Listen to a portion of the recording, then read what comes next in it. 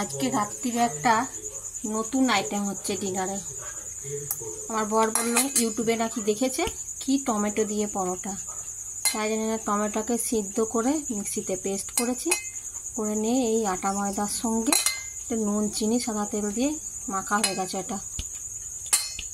ওটা মাখতে ওনাকেই দিয়েছি, মাখো যখন বানাবে পুরোটাই বানাতে পারলো না। আটা ময়দাটা মাখলো, আর এইখানে পেঁয়াজ কুচিয়ে লঙ্কা কুচিয়ে আর এর মধ্যে ডিম ফেটিয়ে রাখা আছে। এটা পরপর কি হবে তোমরা দেখতে থাকো। প্রথমে এই যে রুটিগুলো বেলে নেবো। এই যে দুটো লেচি করেছি, দুটো আগে বানাই। এটা আগে রুটির মতন গোল করে বেলে নেব।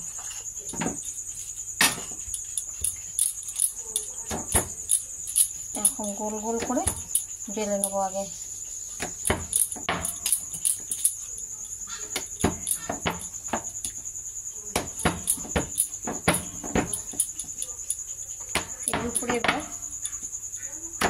এর উপরে এবার একটুখানি এই যে সাদা তেল দিয়ে দেবো, বুঝলে? তেল দিলাম, তেল দেওয়ার পর এই ফোল্ড এরকম করে মুড়লাম, আবার এটা মুড়লাম, আবার একটুখানি তেল দেবো, একটু শুকনো আটা দিয়ে দেবো তার মধ্যে, দিয়ে এটা এরকম চৌকো করে দেবো। এরকম চৌকো করে এবার এটা বেলবো। আটা দিয়ে বেলতে হবে, আটা হোক ময়দা হোক যে দিয়ে পারো সেই দিয়েই বেলো। কিন্তু যে আমায় বললো সে তো আর পারলো না করতে, লাস্ট পর্যন্ত সেই আমাকেই রান্নাঘরে ঢুকতে হলো। এরকম করে বাকিগুলো সব বেলে নেবো। বেলা হয়ে গেছে, এবার আমি তাওয়া বসিয়ে দিয়েছি। তাওয়া গরম হয়ে গেছে। এবার আমি কি করব, এই যে ডিমটা গুলে রেখেছি এর মধ্যে পেঁয়াজ লঙ্কা কুচি নুন সব দেওয়া আছে, এই ডিমের মধ্যে পরোটাটা দেব। এমন করে দিচ্ছি, দেখো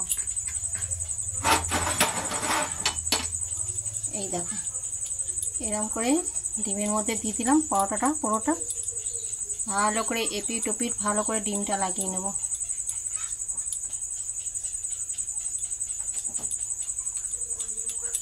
এবার তাওয়াতে দিয়ে দেবো তেল,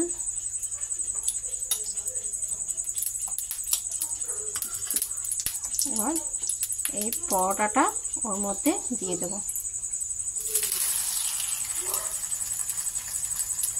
বুঝতে পারলে তো? এরকম করে হবে, এরকম হাতে করে একটু ছিটিয়ে ছিটিয়ে দিতে হবে ডিমটা। এবার আমি হালকা আঁচে এটাকে ভাজবো। একটা পিঠ ভাজা হোক। এই দেখো এক পিঠ ভাজা হয়ে গেছে, আবার আর একটা পিঠ উল্টে দিলাম। এটাকেও একটুখানি এরকম কড়া কড়া করে খোলা তেলে ভাজবো।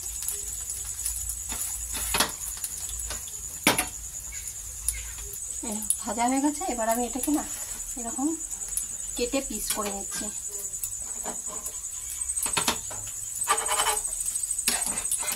হয়ে গেল এরকম 4-5টা ভালো করে কড়া করে ভাজা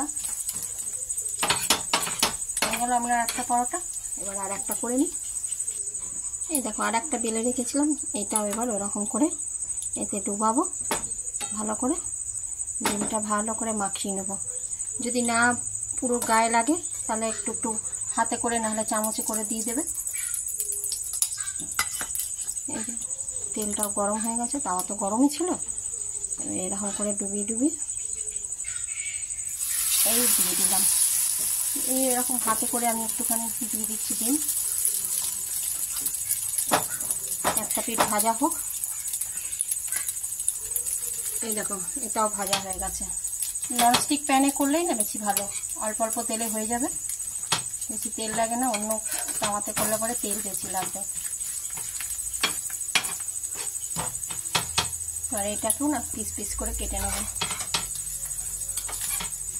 দুটো পিস করবো, উল্টিয়ে পাল্টিয়ে নিয়ে এরকম। এটা তোমরা টক দই দিয়ে খেতে পারো, কিংবা সস দিয়ে কি আচার দিয়ে, যা দিয়ে মন হবে সেটা দিয়েই খেতে পারো। হয়ে গেল আমার টমেটোর পরোটা উইথ এগ। কেমন লাগলো আজকের আমার ডিনারটা? দেখে নাও তো।